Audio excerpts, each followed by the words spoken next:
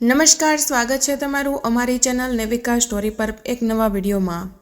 મિત્રો, જો કોઈ વ્યક્તિ ગમે તેટલો કમનસીબ કેમ ન હોય, સવારે 3 થી 6 વાગ્યા સુધીમાં જાગીને બ્રહ્મ મુહૂર્ત દરમિયાન આ કામ કરશે તો જે ઈચ્છશે તે મેળવશે। મિત્રો, એક વખતની વાત છે, માતા પાર્વતીએ ભગવાન શિવને પૂછ્યું, સ્વામી, મેં જોયું છું કે કેટલાક દુઃખી માણસ હોય અને જો તે સવારે બ્રહ્મ મુહૂર્તમાં ઉઠે છે તો તે ખૂબ જ સુખી થઈ જાય છે, આવું કેમ છે? કૃપા કરીને બ્રહ્મ મુહૂર્તનું રહસ્ય સમજાવો। ત્યારે ભગવાન શિવે કહ્યું, હે દેવી, હું આનો પ્રશ્નનો ઉત્તર એક કથા દ્વારા આપું છું। કૃપા કરીને આ કથાને ધ્યાનપૂર્વક સાંભળો અને જે કોઈ આ કથાને સંપૂર્ણ રીતે સાંભળશે તે ક્યારેય આ મહત્વના સમયને બગાડશે નહીં। બ્રહ્મ મુહૂર્તનું રહસ્ય જાણીને તેનું સંપૂર્ણ જીવન બદલાઈ જશે। ભગવાન શિવ કથા સંભળાવવાનું શરૂ કરે છે અને માતા પાર્વતીને કહે છે, ખૂબ સમય પહેલાં કાશીમાં દીનુ નામનો એક છોકરો રહેતો હતો। તે છોકરો બહુ જ સારો હતો, પરંતુ તેની એક ખરાબ આદત હતી। તે ખૂબ જ મોડે ઉઠતો હતો અને સવારે તેને જગાડવા માટે ઘરના લોકો ઘણા પ્રયત્નો કરતા, પરંતુ તે રોજે રોજ સવારે મોડે ઉઠતો। તે છોકરો ક્યારેય 9 વાગ્યાથી પહેલાં ઉઠતો ન હતો। જ્યારે તે બાળક હતો ત્યારે પરિવારે વિચાર્યું કે જ્યારે આ મોટો થઈ જશે ત્યારે તેની આદત સુધરાઈ જશે, પરંતુ તે છોકરો જેમ જેમ મોટો થતો ગયો તેની આ આદત વધારે બગડતી ગઈ। દુનિયા અહીં ત્યાં થઈ શકે, પરંતુ તે છોકરો ક્યારે વહેલો ઉઠી શકતો ન હતો। તેના પિતા તેની આ આદતથી બહુ જ પરેશાન થઈ ગયા હતા। તે છોકરો ઘણી નકારાત્મક શક્તિઓથી ઘેરાયેલો હતો।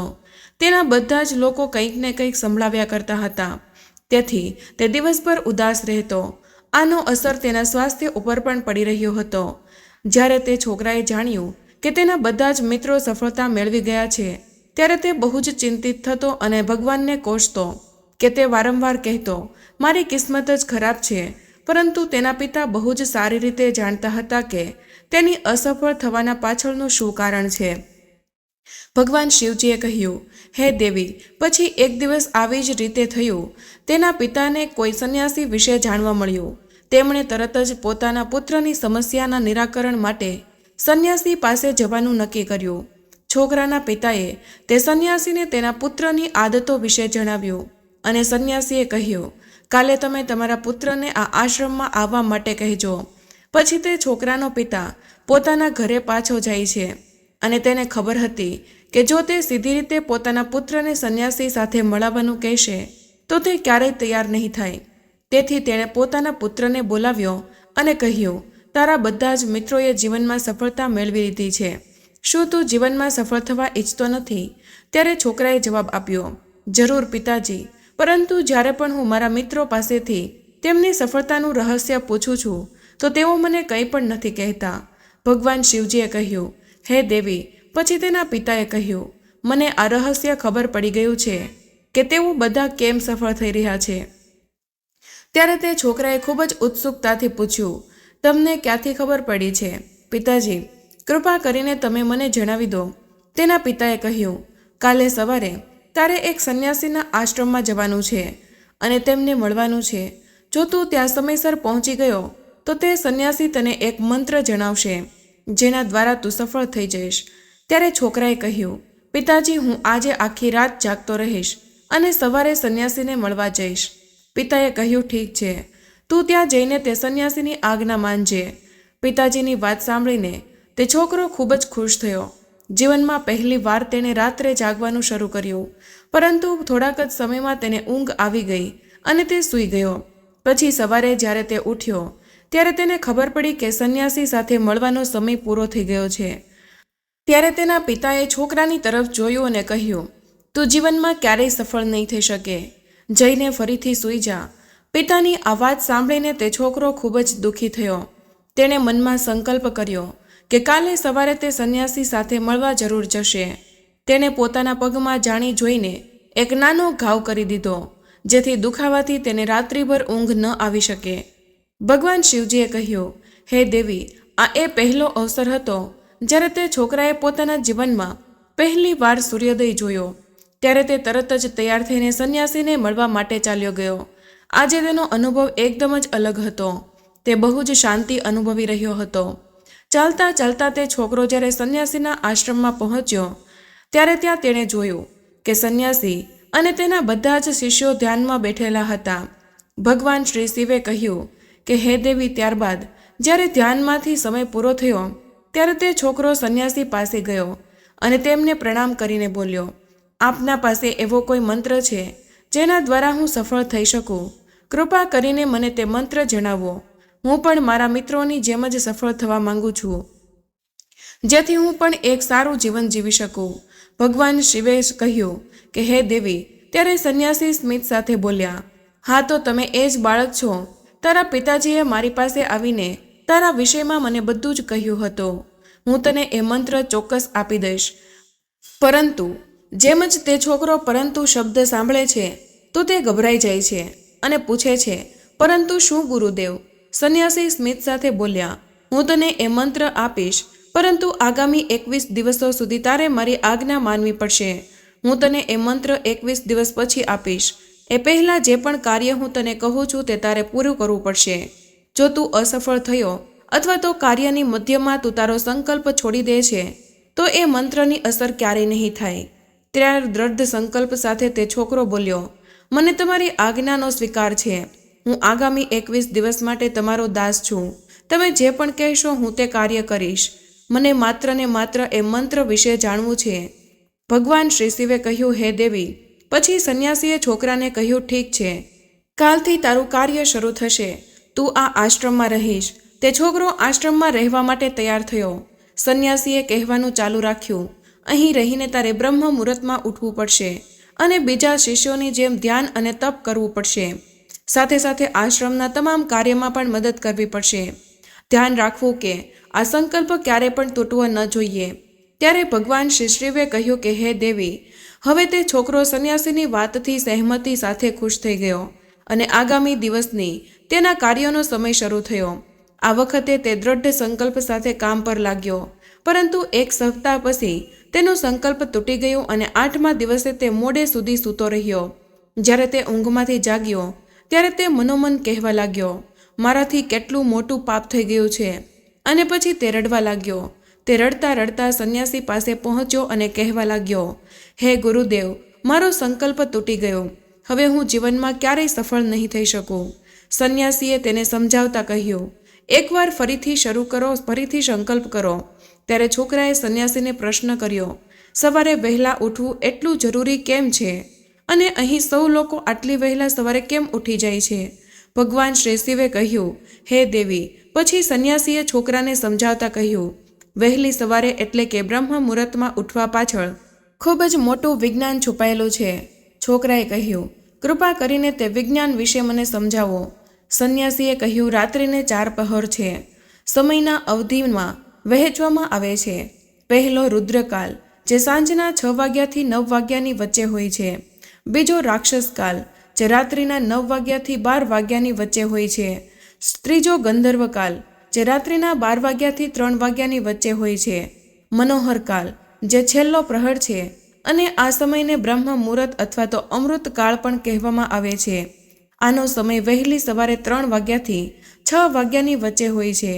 આ તે સમય હોય છે જ્યારે સમગ્ર જગતની નકારાત્મક શક્તિઓ નિષ્ક્રિય સ્થિતિમાં હોય છે અને સકારાત્મક શક્તિઓ સક્રિય બની જાય છે. બ્રહ્મ મુહૂર્ત એટલે કે દેવ મુહૂર્ત, અને આ સમયમાં દેવતાઓનો સમય માનવામાં આવે છે. ભગવાન શ્રી શિવે કહ્યું, હે દેવી. તે સંન્યાસી આગળ કહે છે, આ સમય એવો સમય હોય છે જ્યારે દેવતા પૃથ્વી પર વિચરણ કરી રહ્યા હોય છે અને જાગૃત માનવ પર તેમનો ખૂબ જ સકારાત્મક પ્રભાવ પડતો હોય છે. બ્રહ્મ મુહૂર્ત એ એવો સમય છે જ્યારે માનવ મસ્તિષ્ક સંપૂર્ણ રીતે ખાલી હોય છે, જેમાં કોઈ પણ પ્રકારના વિચારો નથી હોતા. અને આ સમયે જ્યારે વ્યક્તિ પોતાની પુસ્તક ખોલીને કોઈ પણ વિદ્યાનો અભ્યાસ કરે છે ત્યારે તેમને બધું જ સહેજ અને ઝડપથી યાદ રહી જાય છે અને તે લાંબા સમય સુધી યાદ રહે છે. આ એવો સમય છે જેમાં આપણે જ્ઞાનને સમજવાનો પ્રયત્ન કરીએ છીએ. આ માટે બધા જ સંન્યાસી અને જ્ઞાની લોકો સવારના આ બ્રહ્મ મુહૂર્તમાં જાગી જતા હોય છે. પ્રાચીન કાળમાં પ્રકાશના કોઈ સ્ત્રોત ન હોવાના કારણે લોકો પોતાના દિવસનું સમાપન સૂર્યાસ્ત સાથે અને આરંભ સૂર્યોદય સાથે કરતા હતા. આ એક રીત હતી જેમાં માનવ જીવન પ્રકૃતિ સાથે સમન્વયમાં ચાલતું હતું. ભગવાન શ્રી શિવે કહ્યું કે હે દેવી. પછી તે છોકરાએ કહ્યું, ઠીક છે, હું કાલથી મારો સંકલ્પ ફરીથી શરૂ કરું છું, પરંતુ બ્રહ્મ મુહૂર્તે ઉઠીને મારે શું શું કરવું જોઈએ? ત્યારે સંન્યાસીએ કહ્યું, ઠીક છે, હું તને જણાવું છું કે બ્રહ્મ મુહૂર્તે શું કરવું જોઈએ અને કેવી રીતે કરવું જોઈએ. સર્વપ્રથમ ઉઠીને પૃથ્વી માતા પર પગ રાખતા પહેલા પૃથ્વી માતાને પ્રણામ કરવા જોઈએ. પછી પોતાની બંને હાથોની હથેળીઓમાં હાથની તલવારોને જોઈને ઈશ્વરને આભાર માનવો જોઈએ. તેમણે તને આજે સૂર્યોદય જોવા માટે મોકો આપ્યો. ત્યારબાદ નિત્ય કર્મ અને સ્નાન કરવું જોઈએ, કારણ કે સ્નાન કરવાથી માત્ર શરીર જ નહીં પરંતુ મનની શુદ્ધિ પણ થઈ જાય છે. સ્નાન કર્યા બાદ ધ્યાનની પ્રક્રિયા ચાલુ થાય છે. બ્રહ્મ મુહૂર્તમાં ધ્યાનની અવધિ 21 દિવસ સુધી હોય છે. આ પદ્ધતિનો ઉપયોગ ત્યારે થાય છે જ્યારે તમે તમારી મનોકામના માટે કંઈક પ્રાપ્તિ કરવા ઈચ્છતા હો. આ એ સમય હોય છે જ્યારે વ્યક્તિ પોતાના આજ્ઞા ચક્રને સક્રિય કરવા માટે કામ કરે છે. ભગવાન શ્રી શિવે કહ્યું કે હે દેવી, આગળ તે સંન્યાસી કહે છે કે આજ્ઞા ચક્ર બંને ભ્રમર એટલે કે બંને નેણોની વચ્ચે જ હોય છે. આ સંકલ્પનું સ્થાન એ આજ્ઞા ચક્ર તરીકે ઓળખાય છે. જો આ ચક્ર પર ધ્યાન કેન્દ્રિત કરવામાં આવે અને મનોકામનાઓને વારંવાર પુનરાવર્તિત કરવામાં આવે તો માત્ર 21 દિવસમાં જ તે મનોકામના પૂર્ણ થઈ જાય છે. જો તમારા મનમાં કોઈ અધૂરી મનોકામના છે અને તમે તેને પૂર્ણ કરવા ઈચ્છતા હો છો તો સૌથી પહેલાં આ મનોકામનાનું સ્પષ્ટીકરણ કરો. શું જોઈએ છે તે નક્કી કરો. આ પછી ધ્યાનની પદ્ધતિનો આરંભ કરો. બ્રહ્મ મુહૂર્તમાં સ્નાન કર્યા પછી એવું સ્થાન પસંદ કરો જ્યાં શુદ્ધ હવાનો પ્રવેશ થાય. ધ્યાનમાં શુદ્ધ પ્રાણવાયુનું ખૂબ જ મહત્વ છે. ધ્યાનની મુદ્રામાં પીઠને સીધી રાખવી જોઈએ અને સાથે જ ગળું પણ સીધું રાખવું જોઈએ. સુખાસનની અવસ્થામાં બંને હાથો ઘૂંટણ પર રાખી આંખો બંધ કરીને બેસી જાઓ. હાથોની મુઠ્ઠી બંધ કરો અને 2-3 મિનિટ સુધી સંપૂર્ણ શાંત થાઓ. જ્યારે તમારું શરીર સ્થિર થઈ જાય અને શ્વાસ પણ શાંત થઈ જાય પછી તમારું ધ્યાન દ્રષ્ટિ છે તેને આજ્ઞા ચક્ર પર કેન્દ્રિત કરો. આ સમયે લાંબો અને ઊંડો શ્વાસ લો અને શ્વાસને રોકી રાખો. આ સમયે તમે મનમાં તમારી ઈચ્છાઓને યાદ કરો અને તમારા ઈષ્ટ દેવતા અને ગુરુજનોનું ચિંતન કરો. ત્યારે ભગવાન શ્રી શિવે કહ્યું કે હે દેવી, તે સંન્યાસીએ કહ્યું, જ્યારે શ્વાસને રોકવું મુશ્કેલ થાય ત્યારે ધીરે ધીરે શ્વાસને બહાર છોડો. શ્વાસને નાકથી ભરીને મોઢેથી છોડો. આ પ્રક્રિયાને દરરોજ 2 થી 3 વાર પુનરાવર્તિત કરો. આવું દરરોજ કરવામાં આવે તો તમારી મનોકામના અવચેતન મન સુધી પહોંચશે અને ઈચ્છા પૂર્તિ ઝડપથી થશે. આજ્ઞા ચક્ર સક્રિય થાય છે અને આપણી મનોકામનાઓ પૂર્ણ કરે છે. શ્વાસને રોકતી વખતે શરીરમાં આપત્તિની સ્થિતિ ઊભી થાય છે, જેના કારણે તમે અનાવશ્યક અને અવાજવાળા વિચારોને ટાળી શકો છો. બ્રહ્મ મુહૂર્તના સમયે ઈશ્વરની વિશેષ કૃપા હોય છે. જ્યારે કોઈ પણ વ્યક્તિ આ સમયે પોતાની મનોકામનાને પુનરાવર્તિત કરે છે તો તેની ઈચ્છા ટૂંકી અવધિમાં પૂરી થાય છે. ભગવાન શ્રી શિવે કહ્યું, હે દેવી, આ રીતે સંન્યાસીએ તે છોકરાને બ્રહ્મ મુહૂર્તનું મહત્વ સમજાવ્યું. આગળના 21 દિવસો સુધી તે છોકરાએ ખૂબ જ મન અને નિશ્ચય સાથે આ પ્રક્રિયાને અપનાવ્યા. હવે તે ખૂબ જ વધુ અનુકૂળ અને શાંતિપૂર્વક સ્વભાવનો બની ગયો હતો. જ્યારે તે છોકરાએ પોતાનો સંકલ્પ પૂરો કરી લીધો ત્યારે તે આનંદથી પરિપૂર્ણ થઈને સંન્યાસી પાસે ગયો અને કહ્યું, હે ગુરુદેવ, મેં 21 દિવસનો સંકલ્પ પૂરો કરી લીધો છે. હવે કૃપા કરીને મને સફળ થવાનો તે મંત્ર જણાવો. સંન્યાસીએ સ્મિત સાથે કહ્યું, પાછલા 21 દિવસોથી જે અભ્યાસ તમે કર્યો છે તે તમારું સફળતાનું મંત્ર છે. જે વ્યક્તિ બ્રહ્મ મુહૂર્તે ઉઠે છે, યોગ્ય રીતે ધ્યાન પ્રક્રિયા કરે છે, તે જીવનમાં કદી પણ અસફળ નથી થઈ શકતો. હવે તમે બ્રહ્મ મુહૂર્તનું રહસ્ય સમજી ચૂક્યા છો. હવે તમે તેને જીવનભર કરશો તો તમારા જીવનનું લક્ષ્ય અને સફળતા બંનેની પ્રાપ્તિ થશે. તે છોકરાએ સંન્યાસીઓનો આભાર માન્યો અને બ્રહ્મ મુહૂર્તના નિયમોનું પાલન સંપૂર્ણ જીવનભર કરવાનું વચન આપ્યું. ભગવાન શ્રી શિવે કહ્યું કે હે દેવી, હવે તમને જાણ થઈ ગઈ છે કે બ્રહ્મ મુહૂર્તમાં શું થાય છે. ત્યારે માતા પાર્વતીએ કહ્યું કે હે સ્વામી, હવે મને બ્રહ્મ મુહૂર્તનું પૂર્ણ જ્ઞાન મળી ગયું છે. આમ કહીને માતા પાર્વતીએ ભગવાન શ્રી શિવને પ્રણામ કર્યા. આજનો વિડીયો અહીં પૂર્ણ કરીએ છીએ. તો મિત્રો, તમને અમારી માહિતી કેવી લાગી તે કમેન્ટમાં જરૂર જણાવજો. પસંદ આવી હોય તો લાઈક અને તમારા મિત્રો સાથે શેર કરજો.